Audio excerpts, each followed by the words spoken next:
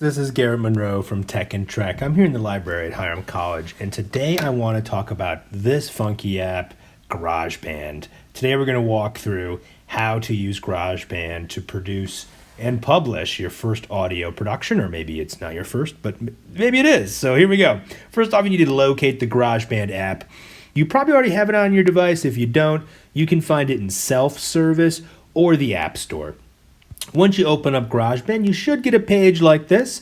Might be a little different if you've used it before. In either direction, in either case, you're going to want to locate this blue plus button in the upper right and tap on that blue plus button to open a new project. Now we're in this page, which offers us a number of different paths. We can choose live loops up here on the left, which is sort of for mixing, producing music, or we can click on the Tracks tab, which is where we want to be. Once you're in Tracks, you can swipe through and select different forms of recording or instrumentation. Go ahead and find the audio recording tile, and from here you're going to select Voice. Just tap on the voice icon. Then we're in this new audio recording dashboard. Let's get comfortable in this new space as we think about recording our first track.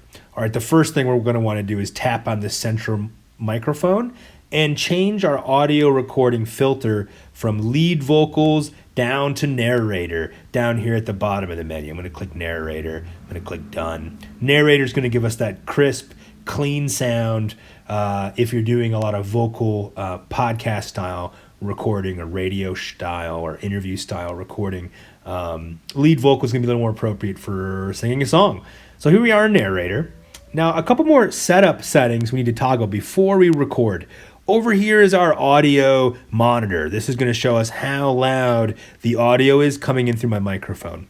I'm going to tap on this plug right here next to in, and then I'm going to turn on automatic audio levels. This is going to automatically adjust how quiet or loud it is based on how well my microphone's working given my environmental setup.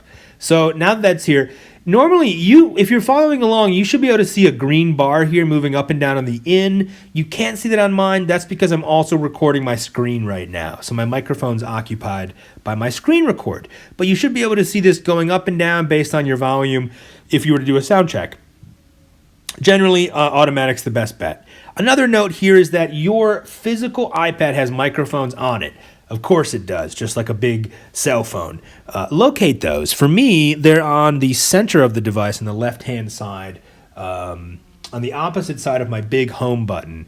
And you want to make sure that you're not covering those microphones up, obviously with your hands as you're holding the device, or indeed that your iPad case is not covering up those microphones, because that's not going to result in a great audio recording. So here you just this monitor allows you to do a little sound check and make sure the quality is good.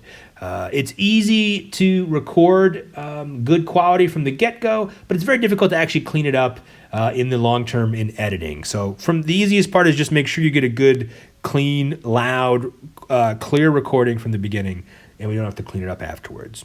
All right, couple more things. This metronome, this blue pyramid, I'm going to go tap him off. We don't need him ticking around in the background. I find it kind of distracting. We're going to click on this plus icon here along our timeline, and we're going to select 8 bars under section, and we're just going to select automatic. We're going to turn automatic on. This means the length of my track is going to automatically extend into infinity. So it won't automatically cut you off after 8 measures. We're not recording loops.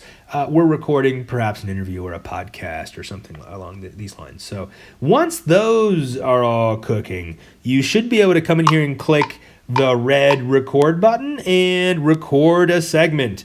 Now I'm recording now. Again, it's not picking up my audio because I'm also screen recording. But if this was your recording, you'd see the familiar squiggle lines of an audio recording happening, and you could just hit the square or the stop button.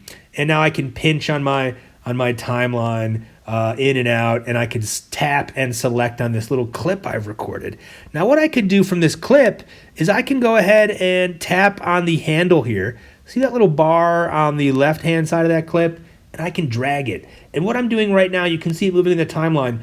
I'm cropping the end of it. I'm snipping off anything on the end. So this might be a dead space where nothing was recorded. It might be a segment where I want to get rid of some language. Maybe I want to make it squeeze and fit a certain place. And so it also saves the data from when you crop it in and out. So if you want to come back and adjust it out back later, it will also save it. So you're kind of free to play with moving and snipping. You can also do something called a splice. So if I grab this, we call this the playhead, this timeline tracker here, and I put it in the middle of the track or wherever I want to put it, that's kind of like a cursor on my timeline. Now that I've selected the playhead right where I want it, I can tap in that area. It opens up this lovely menu. And here I can do all kinds of things from cut, copy, delete, loop, and split. I'm going to click split, and that allows me to actually splice right in here in the middle of this sound clip and create two different segments. So if I wanted to kind of jump into the middle of an interview and pull out a segment, this allows me to do that. Wonderful little ability here to split, copy, and so forth. Now you maybe notice that over here on the left-hand side, I've gone ahead and opened up this hidden panel. This hidden panel allows me to adjust this layer's volume, so I can go up and down, make this louder or quieter. I can also mute it and adjust other things here in the case of wanting to edit it.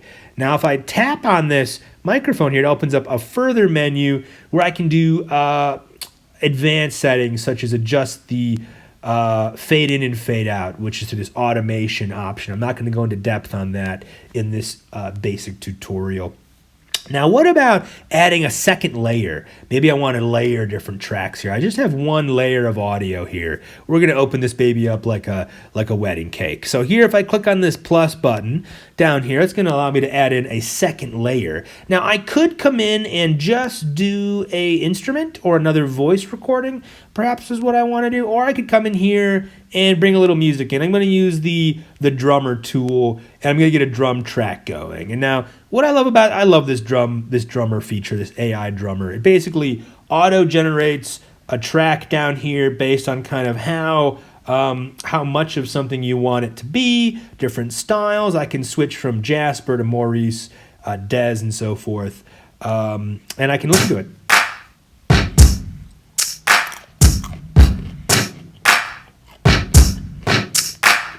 Sounds about right. I mean, I can come in here and change it if I want. I'm just going to keep it like that as a little bit of a funky intro.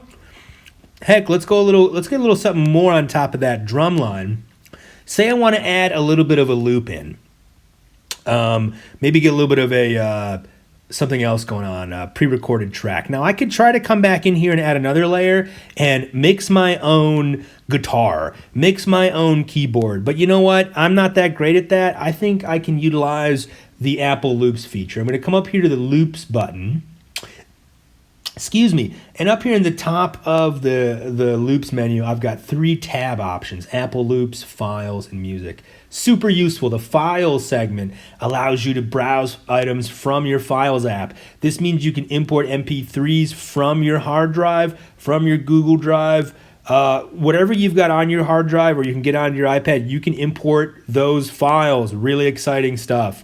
So if you've recorded maybe an interview on your cell phone, or you downloaded a track from the web, this is how you import tracks. Right here, click Loops, then Files. I want to get to Apple Loops though, and maybe I want to come in here, I want to get rid of my filters, and they've got thousands and thousands of what we call Apple Loops here. These are open domain, open copyright tracks Apple has given to you. You can publish these, you can mix them, you can even monetize them, you can make money off these. They're all yours, and we can just tap on any of these. I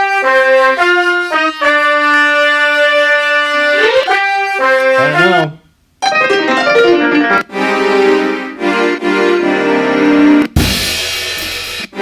Bring the strings in. So I can drag it down. It can make a third layer for me, just like that. And now it's layered, as you can see, on top of Maurice. Let's hear how it sounds.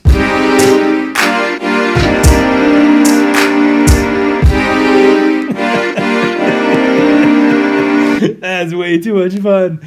So you don't want to get too carried away with the Apple Loops and so forth.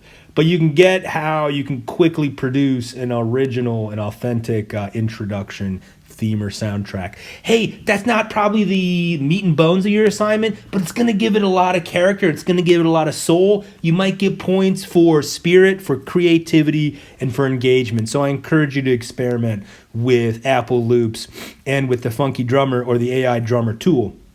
Now, say you've got everything edited to a point that you're happy with it.